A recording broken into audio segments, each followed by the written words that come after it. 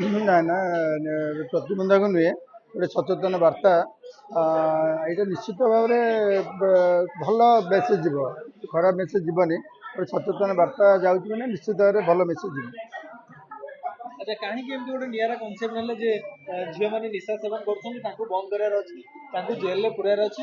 ନିଜର ମେନ୍ ହିରୋଇନକୁ ଆପଣ ଏଇ କ୍ୟାରେକ୍ଟର ପାଇଁ ଜେଲରେ ବି ପୁରେଇ ଦେଉଛନ୍ତି, କାଠଗଡ଼ାରେ ଠିଆ କରୁଛନ୍ତି।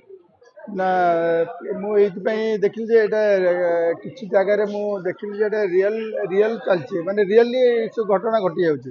ମାନେ ଝିଅମାନେ କହିବା ମାନେ ଆପଣଙ୍କ ମାଧ୍ୟମରେ ମୁଁ ଚ୍ୟାନେଲ ମାଧ୍ୟମରେ ଜଣାଉଛି ଯେ ବହୁତ କିଛି ଜିନିଷ ମାନେ ଯେହେତୁ ମାନେ ଆସୁଛନ୍ତି ଗାଁରୁ ସହରରେ ରହୁଛନ୍ତି, ବହୁତ କିଛି ଚକ୍ରାନ୍ତରେ ଯେଉଁ ଫିଲ୍ମର ନାଁ ହେଇଛି ଚକ୍ରାନ୍ତ, ତ ଚକ୍ରାନ୍ତରେ ସେମାନେ ଫସି ଯାଉଛନ୍ତି, ମାନେ ଜାଣତରୁ ଅଜାଣତରେ। କିନ୍ତୁ ରିଅଲିଷ୍ଟ କିଛି ତା ଭିତରେ ରହୁଛି ଯେ ସେମାନେ ଫସି ଯାଉଛନ୍ତି ବହୁତ, ମାନେ ନିଜେ ମୁଁ ଅନୁଭବ କରୁଛି ଯେ ବହୁତ ଝିଅ ମାନେ ରିଅଲି ସେ ଫସି ଯାଇଛନ୍ତି। ଆଚ୍ଛା, ନିଜେ ଅନୁଭବ କରୁଛନ୍ତି, କିଛି ରିୟାଲିଟି ରହିଛି କି ଏଇ ସିନେମାରେ?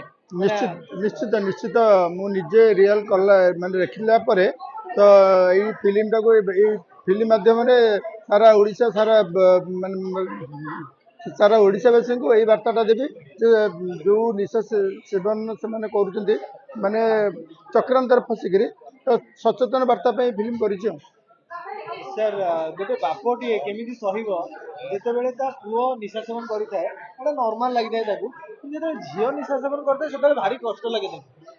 ନିଶ୍ଚିତ ଗୋଟେ ବାପା ପାଇଁ ତ ଝିଅ ବହୁତ ମାଇନେ ରଖିଛି। ତେଣୁ ଗୋଟେ ବାପର ଝିଅର ଯେତିକି ଇମ୍ପୋର୍ଟାଣ୍ଟ ରହିଛି, ତେଣୁ ନିଶ୍ଚିତ ଭାବରେ ବହୁତ ମାନେ ବାପା ପ୍ରତି ବହୁତ ଗୋଟେ ଡିପ୍ରେସନକୁ ମାନେ ଆସିଯିବ ବାପା ସେ ସମୟରେ।